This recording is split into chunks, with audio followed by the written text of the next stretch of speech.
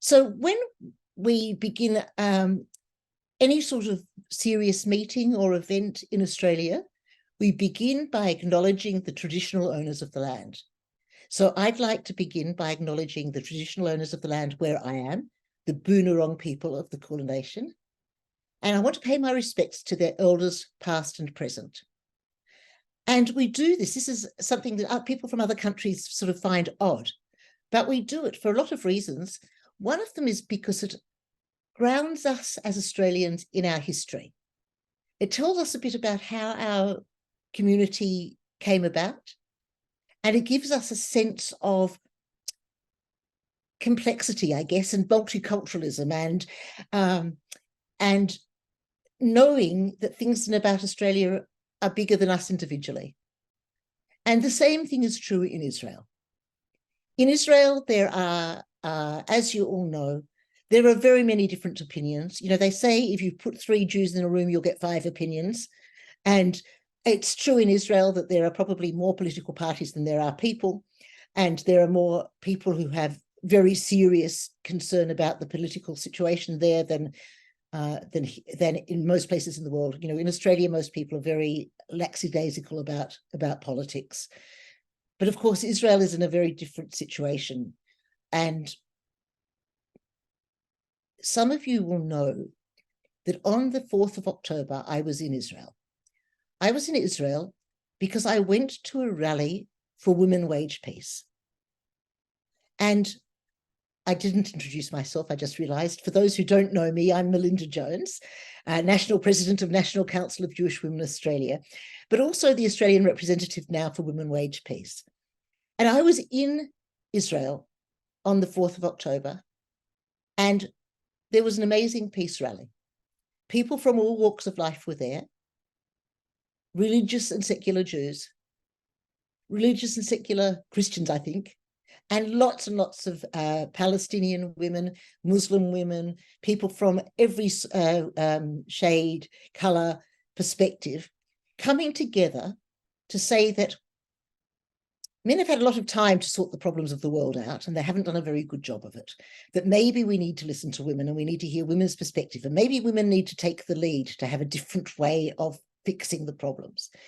And all these women came together from all around, and it's a wonderful experience if you ever get to go to a rally in Israel. And in a previous rally I'd been at in 2016, I think it was it 2016? We walked from the Jordan River to Jerusalem. And as we walked, we talked to all these people that we didn't know, and just who happened to be next to you. And they'd come from such different backgrounds. You know, there'd be no one you'd meet who was like you in a way, but you had time to walk and talk and get to know each other and to make friends and to realize that you might not agree with each other, but you respect each other. You might have a very different idea about how war should end and how peace should come about, not just in the context of the current war, but in the world altogether. But you could still talk. You didn't have to clamp up. You had to build those relationships and provide opportunities and ways to speak and get to know each other. So I've done much too much talking, and I should introduce our guest tonight. And Marwa, we are so lucky to have here. And Marwa, what's going to happen is Marwa's going to give a presentation, then I'm going to do a bit of Q&A with her, and then people from the floor can ask some questions. Marwa is, so the group we've been part of is Women Wage Peace. This is the colour of Women Wage Peace. So if you see anybody with the scarf, you have to ask them, are they part of Women Wage Peace? And I've met a few people this way, just by asking them about their scarves. Marwa is a Palestinian woman. Now, I'm not sure where you live, Marwa. Where do you live? I live in Bethlehem City. It's near Jerusalem in the West Bank.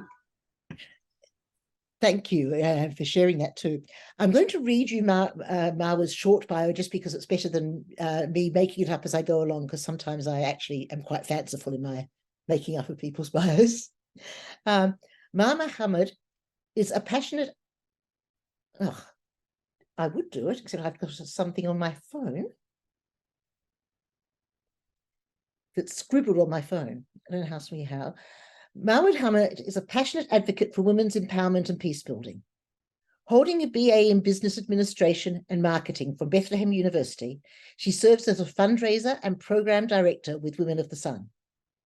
Marwa leverages her strong leadership and communication skills to foster partnerships and engage communities in supporting women's vital role in justice, peace, and security. Her efforts focus on ensuring that women's contribution to peace processes are recognized and valued, embodying her commitment to creating lasting change in conflict-affected regions. Well, she's in the right place if she wants to know about conflict-affected regions. Unfortunately, I know that I said that flippantly, but we all know that living in a war is not a nice thing to be doing. Marwa, shall I just hand it over for you and you can take it from there? Yeah, thank you very much, Melinda. I would like to share a presentation, if that's okay with you. Yes, please. Okay. First of all, I would like to introduce our, just a minute. I'll try to put it, it's not on a bigger screen, yeah. I tried, okay, slideshow.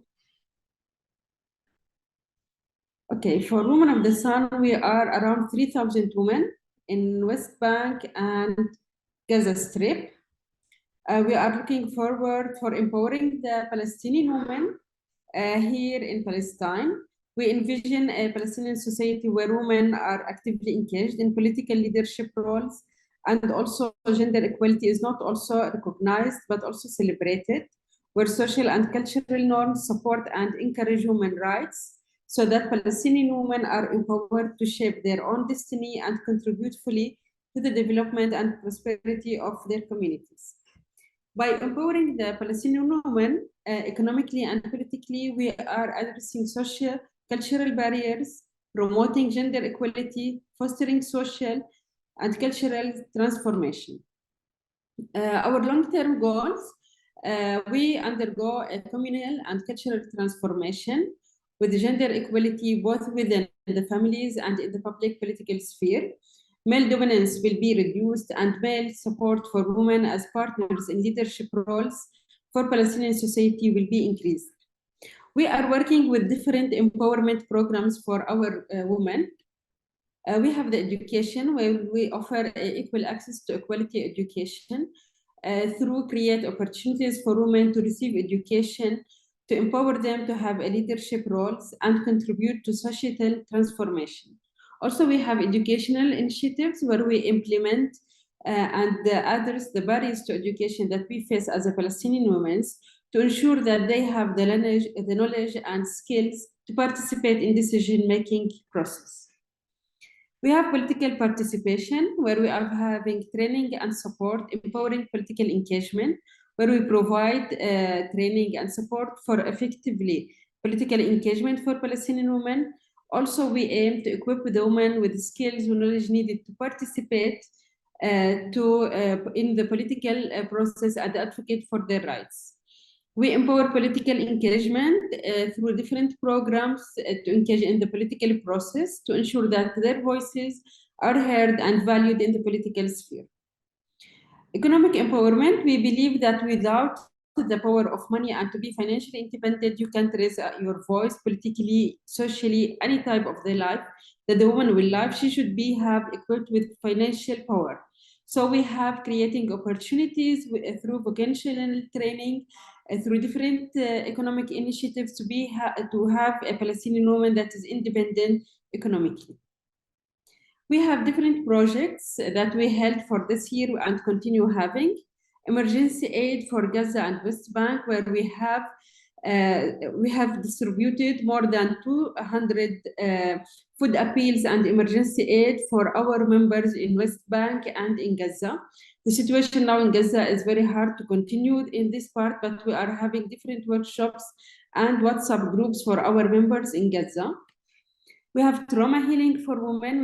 We believe that the mental health support is very important, especially during the conflict and the crises we are going through it, because when you empower the woman with the trauma healing, she can support her family and the members she have in the community. Empowering leadership, where we conduct leadership training programs to empower the Palestinian women. Also, we provide them with skills and knowledge needed to advocate for their rights and contribute to societal transformation. The skill development we have for the economic opportunities to develop economic development and to break down barriers to economic independence and ensure that women have access to the opportunities for economic growth. Why should women be in the political arena and negotiation table? We believe that the women have their own perspectives. They have their own unique language that we can use it as a woman and as a mothers. That's why we have our partnership with Women Wage Peace. Because as women, we can change, but we can change in the world what the men can do it. And we have many statistics and many studies that show how, if you want to achieve peace, women should be on this negotiation table to have her own perspective, to demand her own rights, and to change the reality she's living. We believe that the woman pays the price for the war, and we don't want to pay the price for that. We want to be on this negotiation table to raise our voices for a manageable and resolving the conflict. The Mother's Call, which is a joint statement between the Women of the Sun and Women Wage Peace, which advocate for peace talks and reconciliation. It urges the leader to begin the peace talks and has been signed by 10,000 of Palestinians and Israeli women. It wasn't easy to work on the Mother's Call. It comes from a hard 9-month work of different groups from Women Wage Peace and Women of the Sun to have it in the way that is it. And you can find it on the Women Wage Peace website to sign the petition. We have different workshops and different activities with Women Wage Peace. We march different times during the last year. The most famous one is the 4th of October, where we had like Stop the Bloodshed. We can see our reality that there are a lot of bloodshed going around, but nobody see it. But now, after unfortunately the 7th of October, we have been recognized by the international. And what we want them to do is to invest more in peace, to invest more in Women Wage Peace and Women of the Sun process, which is the Mother's Calls. We have also implemented a training for Women Wage Peace and Women of the Sun members. It was funded from the US Embassy, where we have uninational and binational programs. And also we have a conference, which Joe was one of the coordinators for the project. On the other hand, we have a couple of meetings in our office in Beit Jala. We have Rim Al-Hajjaj, the leader of Women of the Sun and the director, have met hundreds of Women Wage Peace members and the women from Israel in Israel to educate more about peace and to be part of it. We have also this year the Women Building Bridges project, which is growing peace from the grassroots, where we will have like a training for religious group and environmental group. And also we will have tours during this program. Hopefully the situation will get better and we can meet more as the last year. We have been well recognized during this year. We have been in many embassies and many countries that host us to have different panels, have different activities to raise our voice as a Palestinian and Israeli women, demanding the leader to sit on the negotiation table and to find a solution. I want to show the 4th of October.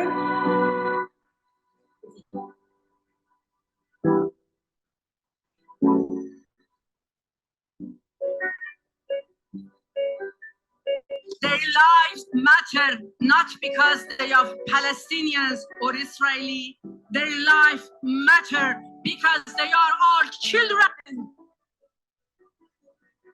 We spent every second night in bomb shelters. Thousands died, but that is not where we are in Northern Ireland now. 6 months ago, we celebrated 25 years of the peace process known as the Good Friday Agreement.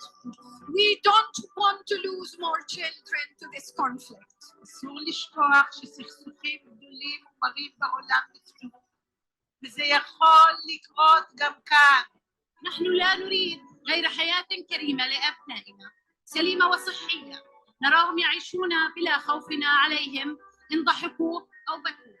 We hear that you say no to violence, conflict, and yes to peace. I am really, really proud to be a partner with you in this, in your peace building efforts. البلد وهمها الوحيد المحافظة على أولادها. نحن هنا كلنا أمهات. النور الذي ينبثق بفضل إصرار الأمهات الإسرائيليات والفلسطينيات من الجانبين. קריאת האימהות שלנו, הזעקה המשותפת, חייבת להתחזק ולהתרחב.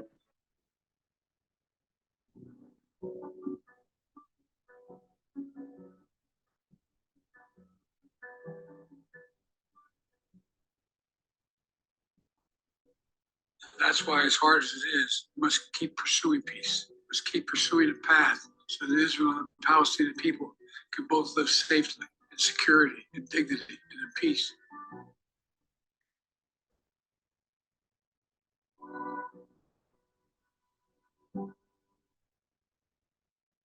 Okay, I know it's a tough video because before 3 days we were celebrating the peace, celebrating being together around 1,500 women marching together to pursue peace and to sit on the negotiation table, and until now there's a war and there's people killing in Gaza. So let's pray that everything will end and we'll start a new way and path for peace. Also, we have been, one of our achievements that we have been nominated for the Nobel Prize this year, and hopefully we can have it. Also, Reem Al-Hajjaj and Yael Admi, they have been honored as one of the most influential women in 2024 by the Times magazine. We have also received the Cantor Award for outstanding contribution to international peace and justice. Also, the Pope have been signed our fratelli israeliani e palestinesi che hanno regalato prima un momento di grande commozione, un simbolo veramente di pace.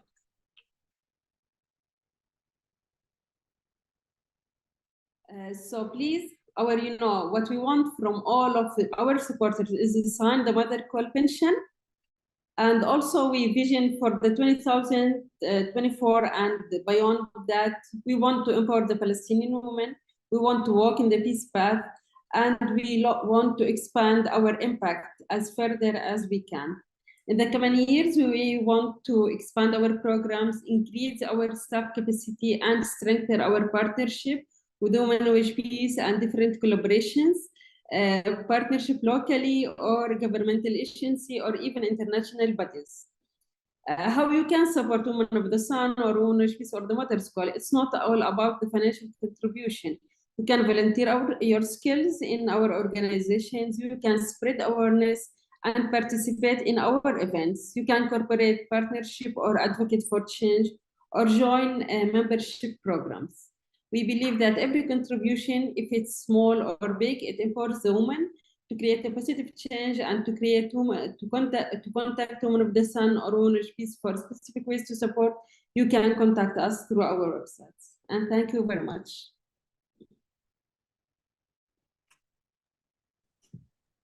Well, Marwa, I had no idea that you were the whole of the Australian women's rights movement and probably the whole of the American women's rights movement all in one organization that's also working for peace. You are doing the most incredible thing, and there would be the most thunderous applause if we weren't on Zoom and people are scared of the noise that they might make and have to hear it themselves. So I want to start by asking you some things just about women's rights generally, and then move to your partnership with Women Wage Peace, because of course, our understanding, we're a women's organization in Australia, and our understanding is that women's equality is very important. It's very difficult if you are an oppressed woman in your own community to be powerful enough to engage in peace with other people, because you've got to spend your time protecting yourself and just protecting your children and doing that. So I just want to ask you, it looks like you've got a tremendous number of programs going. How many members of Women of the Sun are there? We are having 3,000 Palestinian women here in West Bank, East Jerusalem, and in Gaza. Unfortunately, we lost about 33 women in the Gaza war. Why we have different programs? We believe you can't work on one side without the other. We believe that we should work with our community, with our women, to empower them and to introduce them to the peace building programs. You can't, have a Palestinian woman being involved in a peace building program without, being politically empowered or economically empowered, because we want her not only to be part of it, we want to have her, her touch in each program she have, to raise her voice, to show her skills, and to participate fully as she can. So how many participants are there in all your programs? It depends on the programs and, on the fund of the program. We have around 100 women from the first month until from January until now participating in different programs. We are having also developing a new program which will start in a few days, and also it's around 100 women also. So you've got a very good reach, to be able to do that, because every woman you empower will be able to go on to empower other women around her. That's what we always hope. And what about, are many of the women in your community economically independent, or are most of them not? No, we are facing male domination in our community. So to raise a Palestinian woman voice, we need to empower her economically. And many of the women can't, go outside the home. So what we offer for her is a vocational training, is a work that she can do it even in her home while she's taking care of her children. And we can use, digital also training to market her work through different social media, through maybe Facebook, Instagram, and also we are working to develop a website for the work that women do in the training or in her homes. And with the women who are coming into Women of the Sun and the women you're training for leadership, for the ones who are active in the organization as opposed to recipients of the organization's activities and programs. So of those women in the center core, you said there are 300 members, and how many are really active? Are all 300 really active, or are there 10 people who are really active, or? Yeah. Actually, we are having 3,000 women, not 300. Oh, sorry. But, no, that's okay. But for us, it depends on the program, because we are working on different, Palestinian women beneficiaries. We are working on Palestinian women on household that is staying in home, but we believe it's important for them to be educated through, through peace, through political participation, to know what is going on around us, because they are the one who will educate the children. And we want, a peace path generation. To work through that, we should, educate the kids at home, and we can do that through the women. On the other hand, we are working with, Palestinian women that studies in the universities that are involved in political arena, and they are, interested, but they doesn't have, that full skills or, the chance or the opportunities to achieve. So we are working on both sides. But for us, it depends on the program and on the event. So for example, on the 4th of October, we need a lot of women to be part of our program and our event. And we have almost 1,000 women participating in this event. Yeah, I have the sense that you're a very formidable organization, that you know how to get people involved, and that's very, very important. But what about the political process? Are Palestinian women able to vote? I don't know anything about the political system really, so excuse my ignorance in the questions I ask. But what involvement do women have? Do they vote? Do they stand for office? Yeah. For us, we most of we have 1325 the UN law that many of organization works with it. But the problem is not being a part in a job or being in a leadership role. The issue is that we want the voice of the woman herself. We don't want the voice of the men around her, or we want to to raise the Palestinian women rights, not only to talk what the men they want her to talk. No, we want a strong personality and strong women that can be there and can talk beyond for the women, not of the men. Okay, I think that I should ask people to start putting questions into the chat, and then Shoshi is our Zoom master, and she'll start. Oh no, you can put questions into the chat. Start putting questions into the chat. But before we do that, I'm actually going to invite Peter Pelach to come down here. Peter will be familiar to most of you, I would think, because other than being my sister, which is her greatest claim to fame, she's also very involved in Women Wage Peace. And I'm very interested in the collaboration between the two organizations, because obviously the world would see it as impossible. Okay, the world says, you know, that you're at war, you can never talk to each other, everybody hates everybody else. And we know that's not true. So how have you worked? Can you show us about a bit of the process about how the collaboration began and a little bit more about that, Peter? I can say a little bit, but I'm going to start with a rider that my involvement was not in bringing the organizations together at all. For that, I give credit to at least a couple of other people, and I'll name one of them straight off, Vivian Silva, the late Vivian Silva, Zichronah Livracha, who, as we all know, was murdered on October 7th, who was determined to bring together women, Palestinian women and Israeli women, who would build a better future for our children together.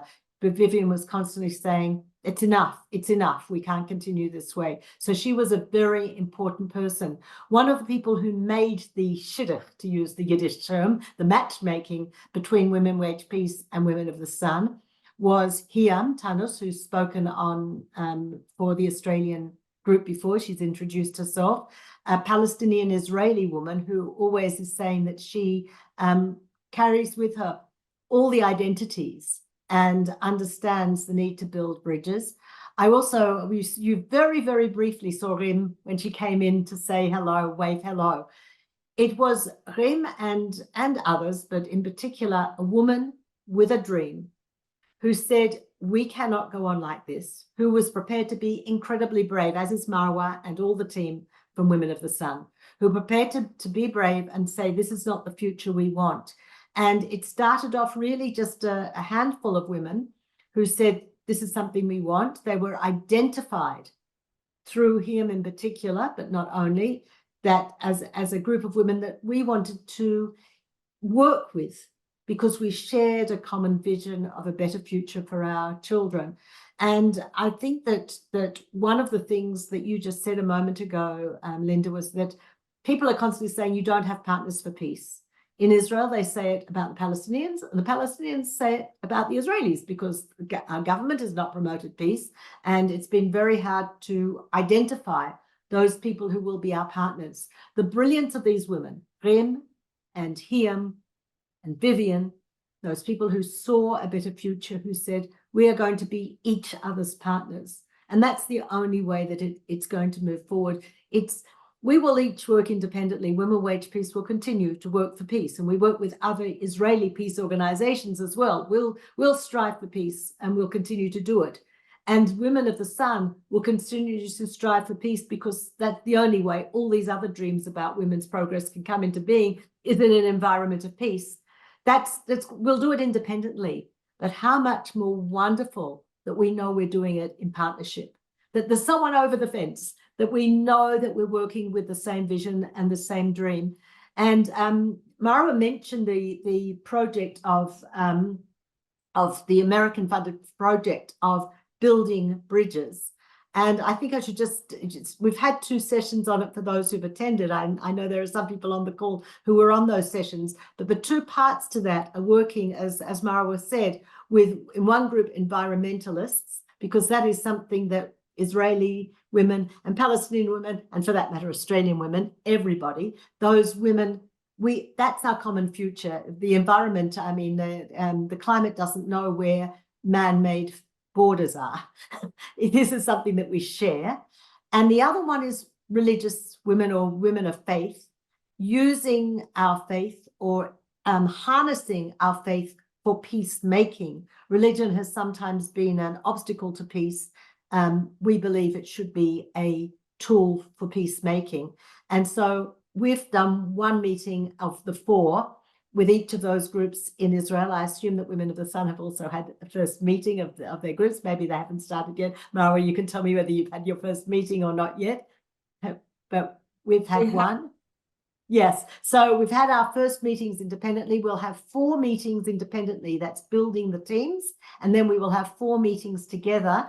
And I can tell you that the Israeli group of believers who consist of Christian, Muslim, Jewish, and Druze women, that group of believers is so excited to meet the team from Women of the Sun, who are also interfaith, Christian and Muslim, and we'll come together. And it's tremendously exciting that we know we're working towards with these meetings. Is that adequate? I think that's probably. What you reminded me of was one of the problems we have with interfaith work in Australia is that very often, particularly the Jewish people, don't actually know anything about Judaism. And I think the idea of saying that if you're going to do interfaith work, there should be a program where everyone is trained in the sorts of questions in their own faith before they start working with another group would be a very good one. I'm curious, Marwa, if you've had your first group as well on these projects, is there anything to tell us about what happened in the group? Were there any interesting things to report about them? Yes, actually we're supposed to have 2 groups, one from West Bank and one from Gaza, but due to the war, we can't, have the group from Gaza, so we are having a group from Bethlehem and Hebron, and a group from Nablus that join us through Zoom. We are having around 40 participants in the 2 groups, in the environmental and the religious group. For us, we are focusing on not going to the issues. We are going, those workshops supposed to be like, the first step in the road to meet the other groups in Israel. So we are focusing on that, like a dialogue for peace, like what we can have. For example, the religion group doesn't need to have, to discuss religion things. It needs to discuss, about empathy, about what, religion wants us to have. They want us to have empathy between us, to have love between us, and to, to understand each other. And this is what we are focusing on. For the environmental group, we are focusing on the issues that we face as the Palestinians, and how we can solve it, and how we can put a cooperation between Palestinian and Israeli women and the organization to solve those issues. So this is what we are working through it. We address some problems, but we are working on how we can solve those problems. And during this project, we have initiatives that will come from the women themselves, and they will, do it and launch it during the program. So this is, can we put, like, you have the knowledge, and we give some part how you can, process in your own projects. We will be very interesting to hear what projects people come up with and how those projects work together. Peter, do you have anything to say about how your groups have started? It was very interesting to hear Mara just now, because we've talked many times about the fact that we're going to have to coordinate and see what our sister groups in Women of the Sun are doing. But we also started with the values. So our first value that all religions share is a value of being kind, and more than kind, welcoming the stranger, our approach to the other. And that was our first theme. Our second theme, which we're going to look at next time, is the theme of kindness, of chesed, which is a religious value. We're going to look at that. Then we're going to look at justice, which starts to take us much more into the political arena as well, but from the theme of justice from a religious perspective. And then our fourth theme in our group is going to be truth, emet, where we're going to be talking about the fact that all religions value truth, but what do you do when you think of conflicting truths, which can be a big inter-religious issue and is certainly also a big political issue. How are we going to use those religious concepts and turn them into tools for peacemaking? And our first meeting was fabulous. and difficult at the same time. One of the Jewish women who is very deeply knowledgeable about Judaism admitted to the group that she was uncomfortable when presented with a piece of Quran. And it was a very important moment because, first of all, it was a moment of trust to admit her discomfort, but it was also an opening for an important discussion, which we will continue. And the final thing I'll just say is we're using the Book of Ruth as a book that carries us through because those values are found there in the Book of Ruth. So we're using Well, that's that. fantastic because And everything's, and Shavuot the other thing is, so let all me our just say, texts. just to say, the Book of Ruth is the book that we read on Shavuot, and Shavuot is coming up in about 2 weeks' time. So if you want to prepare for Shavuot or for some of the values of women, wage, peace, there's some reading. I just say all our texts we do in both languages, in Hebrew and Arabic, even in the Israeli group, because a significant proportion of our group, Arabic is their first language. And we've talked about the fact that the meetings are conducted in Hebrew, but all our texts are brought in both languages. And I think that's a really important just starting point. When we come together with Women of the Sun for the final 4 meetings, will be simultaneous translation. Language is a problem. We've talked about language as a language, just Hebrew, Arabic, the fact that we don't have a common language for conversation, but there's also other types of language, the religious language, the secular language, and the language that the way we understand each other, including even body language. And those are the things we're struggling with and trying to find a way of peace building through finding common language. Fantastic. Shoshi, can I go to you? Do we have any questions? Please put questions in the chat and raise your hands if you'd like to as well. But I've Shosh, got 3 fantastic questions, but I'm going to give them one at a time because I think they're quite challenging questions on one level, and we all want to hear answers. But also, both to Auntie Peter and Marwa, please answer in whatever context suits you. So Jane has asked a really important question about the men in the community and how they're receiving the initiatives that you've put together, Marwa, as part of Women of the Sun. Are they partners with you, or are you finding lots of opposition there? Okay, for us, we are a woman-led organization, but we have in our administrative board, we have men that support us. And for us, going outside the home and participate in the workshops or even go to the work, it means that, the men supports us. Because as a Palestinian community, we can't, do anything without, the men's approval. And in this time, going to those workshops and have women that participated in our workshops and activities and be part of our staff and volunteer, this is mean that we have this supportive. Yeah, we believe that, the men always wants, to show themselves that they are, having the main role in the home. But I think that many women affect the family and affect the girls there. And this is the most important, because for us, maybe I can't raise my voice enough in my family, but in the future, I believe my daughter will raise her voice more than me. And this is what is important. This is why we are working on the next generation for that. Wow. Yeah, absolutely. It sounds like you've had to have some partnership.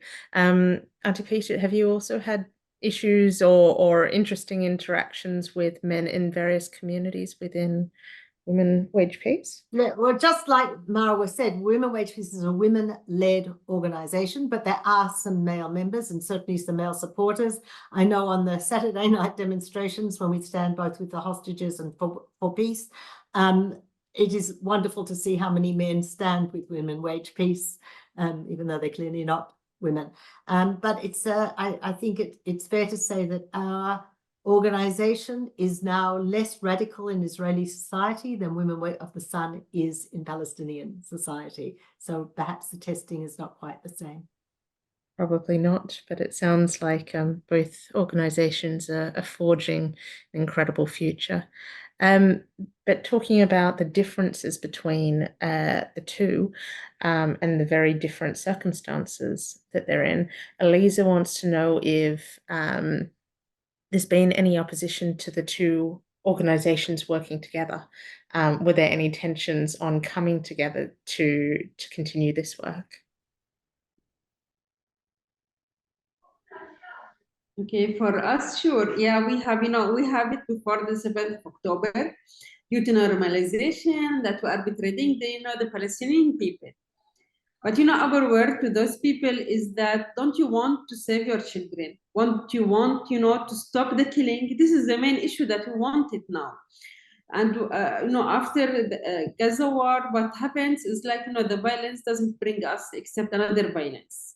And one of our members, she has a family in Gaza, and she lost about 30 members of her family.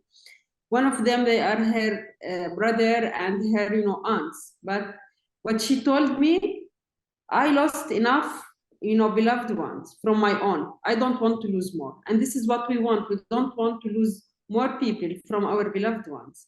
Yeah, we believe that there are many hard circumstances that we go through it and many challenges.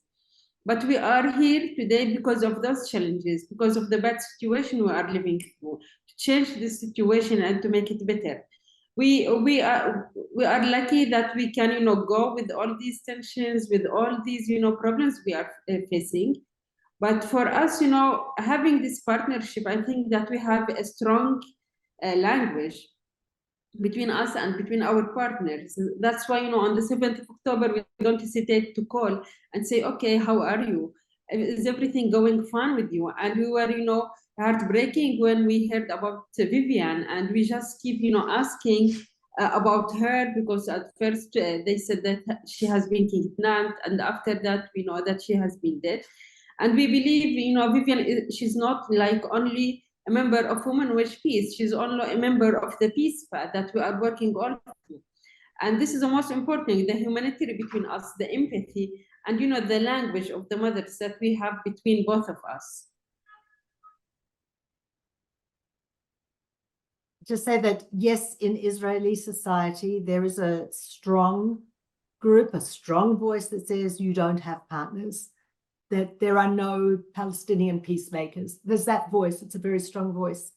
And I'm always so proud to say, yes, we do. We have partners.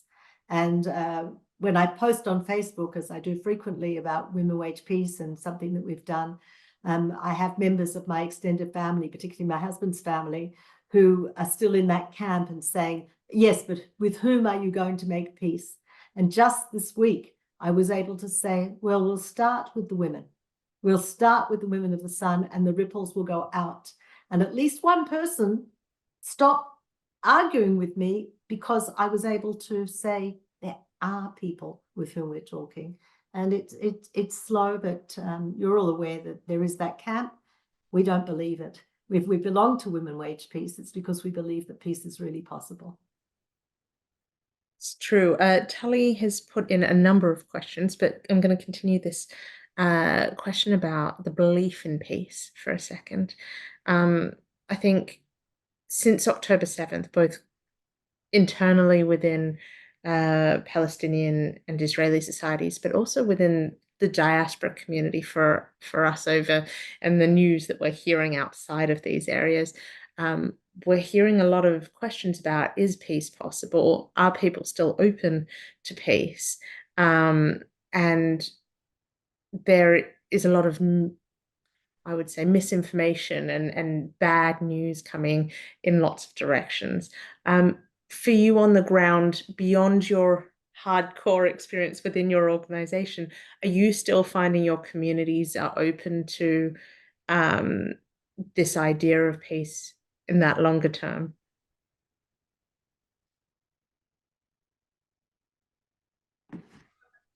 Okay, for us, there is no choice for peace. We think that we need it as, water and food for us, because we need, to be safe living on this land. And this is the most important. Yeah, okay, if you say to somebody, to Palestinian people, okay, come and do peace, they will not do it. But okay, come and tell them, okay, let's save our children, let's stop killing each other. Okay, they can come, they can join you. So this is the most important, the language that we use it to have people with us and support us, and to have women in our groups. This is the language that we use with everyone. Yeah, sounds very. It seems that there are people who are saying that they're going to try war as a solution. And they'll try war as they've tried it for 76 years, war as a solution. War is not a solution to anything. And Women Wage Peace does not believe that any future can be based on war or military achievement. That is not the way we're going to get a future. Mm. May I add to what Petra says? I think the internal job, Marwa talked about their internal way to talk to people. And I think your question is excellent. And our job in Israel now, is to convince people, first of all, that peace is better, that this 76-year-old war is just killing everybody. And from then we have to go on to peace is maybe possible. And we just started last night. We're going to start home groups like this. There's a Biden proposal now, and we have Israeli groups now, the Forum for the Day After, which is coming up with a very good proposal. And we're going to join with them in home talks to show people the way, because most Israelis don't really have an idea. They would like peace. And I, by the way, am very involved in talking with settler women. And I have brought them to the point where they say, we want peace. But the debate is how to get there. And that's where Women Wage Peace, it's big work at the moment internally in Israel, is to show people that it could be possible and that they should be working for it. Because if the Israelis don't turn this around now from continuing war, it's a very, very, very terrible situation, including a danger for Israel altogether and its existence. So that is our internal job. And our external job, I feel, is to help you understand so you can be, I don't know what it's like in Australia, I know nothing about Australia, but what I read in the newspapers is the world is kind of mostly turned against us. And it doesn't understand the complexity of the situation. And therefore, our job is to help educate you as people want to support this view that Mara and Peta are representing as the two groups, that peace is necessary. And then how do you help us? How do you get Australians to have a more balanced view of what's going on here? And then what can they do? And what can, first of all, you do? Which I think probably for this, one of the things is to educate yourselves. I suspect that it's very difficult because I know that I've spent the last 7 months educating myself, and that's what I'm doing around the clock. So if I'm doing it full time and I still don't have the answers, I suspect that those abroad are much more lost than me. And so that is one of the kinds of support that Marwa showed what she would like. And I think probably the most important thing is creating a greater understanding amongst yourself and people you know what this is all about, so that you can then show them that there perhaps is a way. And one of the things is Women Wage Peace. And another, probably other things are all these proposals now that are being put out that I think Australia will be partner with, that the moderate world is trying to say, this war has woken us up to say, we have got to solve this problem. This is just, it's just terrible. It needs to be solved. And the world, and I think we all need to play a part in convincing that we must. We're not sure it'll work, but I think we have a moral imperative and a necessity to put ourselves on the sides of trying to get something to work out. Absolutely. Thank you so much, Jo. I just want to say to everybody, it is 9:03, but we are going at least till 9:15. So please don't drop off if you could possibly stay. And Jo, thank you very much for what you said. One of the things you referred to is the day after the war forum. And you'll remember that we had an absolutely wonderful speaker from there just a very short time ago. And you can go back through our archive on YouTube through the NCJWA YouTube collection and find the talk. It was one of the best talks we've ever had. They're absolutely brilliant organization. And that is what we're trying to do, Joe, is to work to find a way, and that's why we've been partnering with Women Wage Peace to try and find ways of having education and beyond, of course. But Marwa, tonight's the first time we've actually met a Palestinian, and it is so important for us to meet women from different backgrounds and to meet, as you've both said, our partners in peace, because you need to have a partner. We need to have partners. We need to become friends with each other and to work together. Josh, do you have any other questions? I have one of my own, if you don't mind. Okay. I firmly believe a number of points that Joe made to be very very wise. And one of the issues in the diaspora, in the wider world, is this issue of education and being able to point to resources and to point to people that look like they're real people. We sort of have a number of people who feel like they're fiction from over here. We hear about them, but we don't really feel like they're solid. And one of the big questions that I keep coming up against is, as you said, we have issues with language, and we have issues that we're speaking different languages, even when we're in English. The language from various people as they're reporting on the subjects can be very different and contentious in different ways. Would either of you have particular sources that you like to educate yourself with, whether that's in English, Hebrew, or Arabic? I know that I've got people who can read all three in different places who keep asking me, where do we get good sources to educate ourselves on? And I know that I've gone looking, and sometimes I really struggle to give them good answers. So do either of you have places that you respect or resources that you respect to work on that education?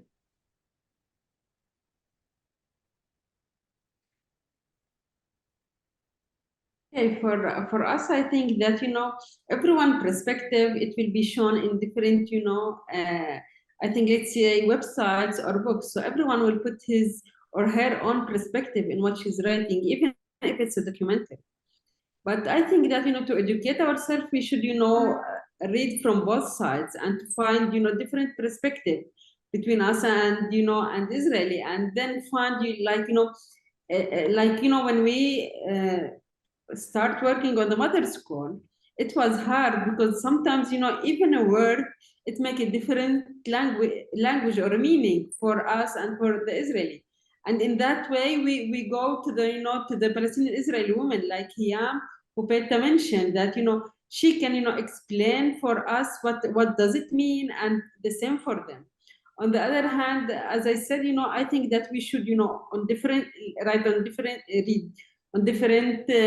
websites, different sources of media, and then I think your beliefs and what you feel that this is the right thing. I think will be the right thing for all of us, because for now you will have, for example, if you open on Al Jazeera, you will have a news related to the Palestinian war in Gaza, and when you open on one of the Israeli channels, you will find something related to the Israeli community. So this is how, but now I think it's more open, that we can have different sources and find things that we can relate more for us as people. One of the problems, Shoshan, it's a tremendously important question, is sometimes there's too much information. There's too many things being said, and it's so hard to sift through. And I like Marwa. I like what she said, and like Marwa, I believe that part of your education is to also hear what is being said on your perceived enemies or the other side, or to hear the multiplicity of voices, because that helps you clarify things. You don't have to agree with everything you read. I don't only want to read things that tell me I'm great, but I want to share with you an anecdote that to me was really illustrative of the problem. Is that I'm the secretary of the Jerusalem Rainbow Group for Jewish Christian Dialogue, which is an organization that's or a club that's been running since Nostra Aetate. That's it's over 60 years now, close to 70 years now. This organization's been running. And we've just invited a new Christian minister who's actually Mexican by birth, who's teaching at Bethlehem University, to be our next vice chair. And he accepted on certain conditions. And one of his conditions was he didn't want to meet at the American Jewish Committee, which is one of our partner organizations. It's the organization that Rabbi David Rosen, who is a beacon of interfaith dialogue, a very well-known international person. It's his organization, or he represents it, because he said the American Jewish Committee has described Palestinians as terrorists, and he won't meet at their offices. So I was very distressed at his belief that that is what has been said. And I went to the American Jewish Committee and tried to go through all their recent documents to see what he was basing this on. And we're in communication about this, but I couldn't find anywhere that the American Jewish Committee had said that. But he firmly believed that it had been said. And it really distressed me, because so often somebody says something or I remember once my husband and I having this argument. He said, but I heard it on the radio. I said, you heard it on the radio? It doesn't make it true. We are so bombarded with false information, and sometimes we read things wrongly from our perspective. So I don't have a good answer for you except to engage in that very conversation. Constantly to be asking, what do I know? What do I not know? Constantly to be listening to multiple voices, but not to the point that you drown, not to the point that you're so overwhelmed by information that you actually you're frozen. You can't act because it's too much. And this is the balance that we're struggling with. I would definitely agree with that. Shoshi, I've got one last quick question. You're only allowed a quick answer, but it's a very important question.